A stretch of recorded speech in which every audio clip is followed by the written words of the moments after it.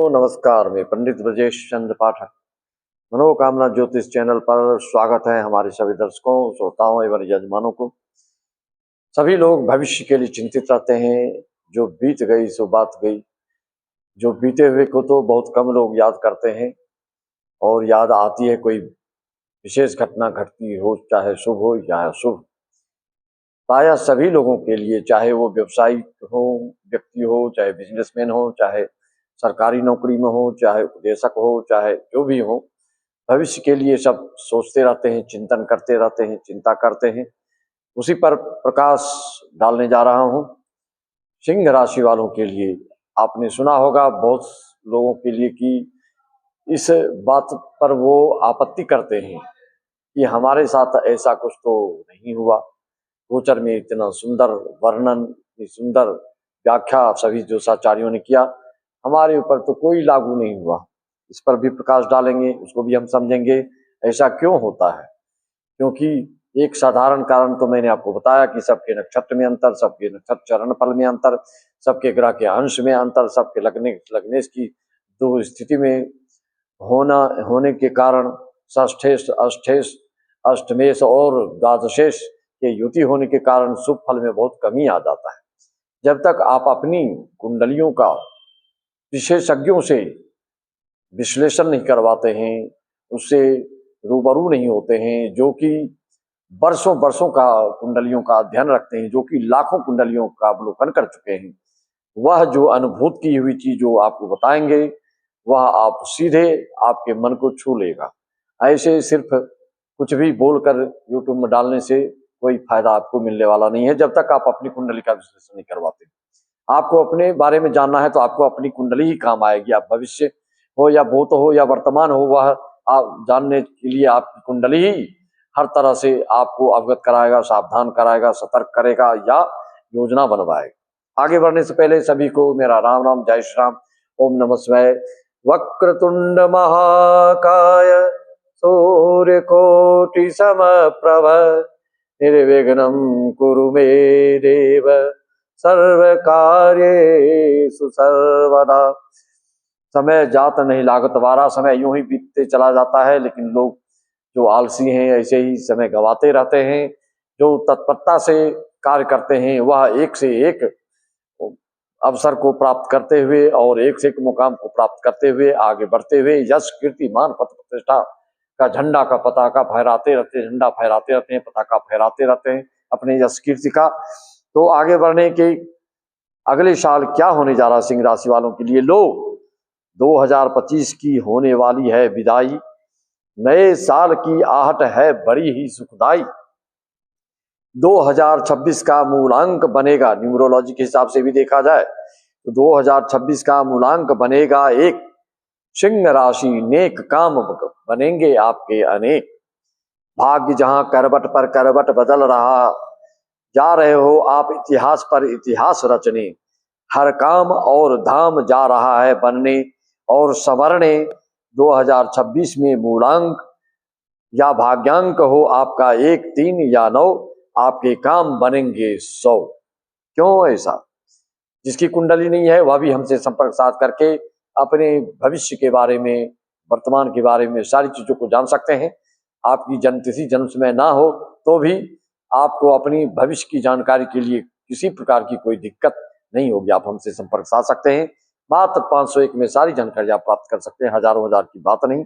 जो ऑनलाइन हमारे यजमान पूजा पाठ आदि कराते हैं, चाहे अपने देश की बात हो, चाहे विदेश की बात हो, अमेरिका की बात हो, फ्रांस की बात हो, जर्मनी की बात हो, कहीं की भी बात हो, आप करा सकते हैं। बहुत ऐसे लोग पड़े हुए हैं, दुखी रहते हैं, पैसों की कमी नहीं है, लेकिन वह सत्संग के अभाव में, सदचिंतन के अभाव में, सत्कर्म के अभाव में बहुत ही व्यग्र, बेचैन, व्याकुल रहते हैं और यूं ही जीवन को छोड़ चले जाते हैं।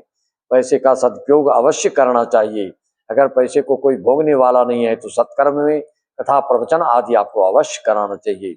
जो इच्छुक है श्रीमद् भागवत ज्ञान यज्ञ सप्ताह, बड़े बड़े धार्मिक आयोजन, सरस सुमधुर संगीतमय कार्यक्रम चाहते हैं तो अभी हमसे आप संपर्क साध सकते हैं।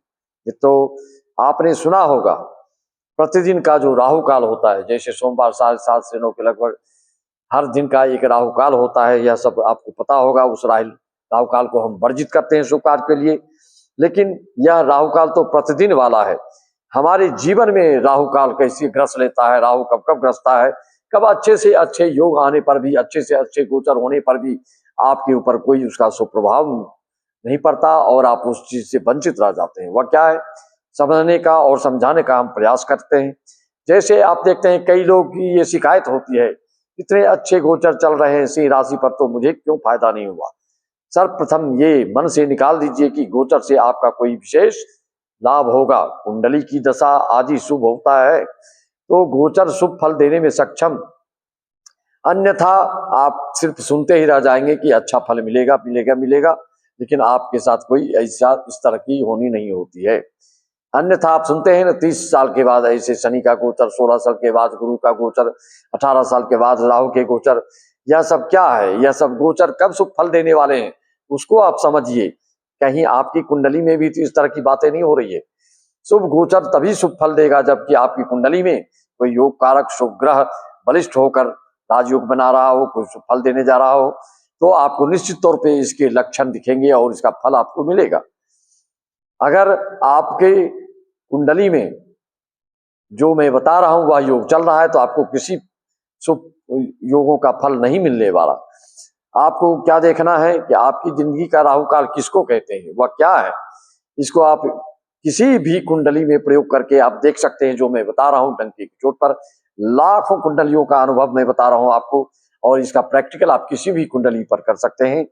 जिस किसी की भी कुंडली में अगर राहु में चंद्र की दशा अंतर्दशा चल रही हो, या चंद्र में राहु की अंतर्दशा चल रही हो, शनि में चंद्र या चंद्र में शनि की अंतर्दशा चल रही हो, या शनि में राहु या राहु में शनि की अंतर्दशा चल रही हो, तो मैं दावे के साथ कह सकता हूं, पूरे आत्मविश्वास के साथ कह सकता हूं कि 95% ऐसे लोगों को कोई भी शुभ फल नहीं मिल पाता है, बल्कि आप व्यग्र बेचैन व्याकुल व्यथित होते रहते हैं, त्रस्त रहते हैं, किसी न किसी दृष्टिकोण से आपको शुभ फल का लाभ नहीं मिल पाता है। क्या आपकी कुंडली में इस तरह की कुछ दशा चल रही हो, तुरंत तो उसका प्रेडिक्शन करा करके, विश्लेषण करवा करके उसका निजात, उसका परिहार, उसका उपाय करना अनिवार्य होता है। अन्यथा अच्छे अच्छे अवसर आपके हाथ से निकल जाते हैं। आप किसी भी बड़े पद पदासीन हो, आप भले ही कोई बड़े राजनीतिज्ञ पद पर पदासीन हो, भले ही एक ग्रेड के आप ठेकेदार बिल्डर्स हो, भले आप देश विदेश से या ऑनलाइन या विदेश में जाकर आय करते हो, लेकिन यह ग्रह गोचर जब चलता है किसी की भी कुंडली की दशा में, तो वह कहीं भी रहे वह निश्चित तौर पे पीड़ित होता है, परेशान होता है, और उसका एक ही उपाय है शांति। क्योंकि धार्मिक व्यक्ति धर्म का आश्रय लेता है तभी उसे उभर पाता है। पापी व्यक्ति तो जो नहीं मानता है, जो नास्तिक है, उसका तो जीना ही इस मृत्यु लोक पर, इस पृथ्वी पर बिल्कुल भार के रूप में माना गया है। धार्मिक चीज, धर्म सम्मत बातों को अच्छे से लेते हैं, हृदय से लेते हैं, चिंतन करते हैं, मनन करते हैं, अवलोकन करते हैं, उसके मार्गदर्शन पे चलते हैं, और जीवन की पहिया को दिनानुदिन, दिन प्रतिदिन आगे बढ़ाते हुए एक से एक पताका फहराने वाले कार्य करते हैं और दुनिया में नाम करते हैं। लेकिन जो पापी हैं, जो नास्तिक हैं, जो नासमझ हैं, वो धार्मिक लोग से जलते हैं, उनका विरोध करते हैं। वह चाहे कितने पद पर ही, बड़े पद पर क्यों ना हो, वो देश के एक नंबर एक ग्रेड के पद पर क्यों न पदासीन हो, लेकिन उनके मुखारविंद से हमेशा जहरीली वाणी ही निकलती है। उनकी जो अंतरात्मा की जो विषाक्त जो चिंतन मनन करते हैं, वो वह सब बातें निकलकर जनता जनार्दन को व्यथित, व्यग्र, बेचैन कर देता है। ऐसे लोगों का दिन ज्यादा लंबा नहीं चलता है, जिनके कारण इनका जीवन अचानक ही समाप्त हो जाता है। जैसे बरसाती तितली गिरकर आप देखते हैं रोड में हजारों हजार तितलियां गिर जाती हैं, कुछ घंटे के लिए फरफराते हैं, उड़ते हैं, दिखाते हैं अपनी वीरता, अपनी शौर्यता लोगों को दिखाते हैं, लेकिन अचानक ही उनका पतन हो जाता है। दीपक में जैसे तितली गिरकर मर जाता है, उसी तरह से भौतिकवादी लोगों के लिए, नास्तिक लोगों के लिए अचानक उनके साथ बड़ी दुर्घटनाएं होती है। जो आध्यात्मिक, जो सात्विक है, जो धार्मिक है, उनके लिए इस तरह की बातें कदापि नहीं होती है। संघर्ष अवश्य होता है, भगवान आपकी परीक्षा अवश्य लेते हैं, लेकिन उसमें भी जो धार्मिक है, जो आस्तिक है, सात्विक है, उसमें भी आनंद की अनुभूति करता है। भक्त वही है जो दुख को भी सुख जैसा ही समझता है, और जो बहुत ही सुख भोगे और सुख में भी दुख भोग रहा है तो वह सुख किस काम का। उससे तो अच्छा तुम अपना धन किसी चीज में, अच्छे कर्मों में, परोपकार में लगाकर अपने आप को धन्य समझो, क्योंकि पैसों का तीन ही गति है, या तो उपभोग करो, या उसका परोपकार में लगाओ, या फिर आप धार्मिक चीजों में उसको लगा करके अपने जन्म जन्मांतर के तारण तारण कर सकते हैं। अपने कुल और वंश की वृद्धि चाहते हैं, अपने बेटा बेटी कुल वंश कुटुंब परिवार की वृद्धि चाहते हैं, शुभ चाहते हैं, तो बाढ़ई पुत्र पिता निज धर्मा।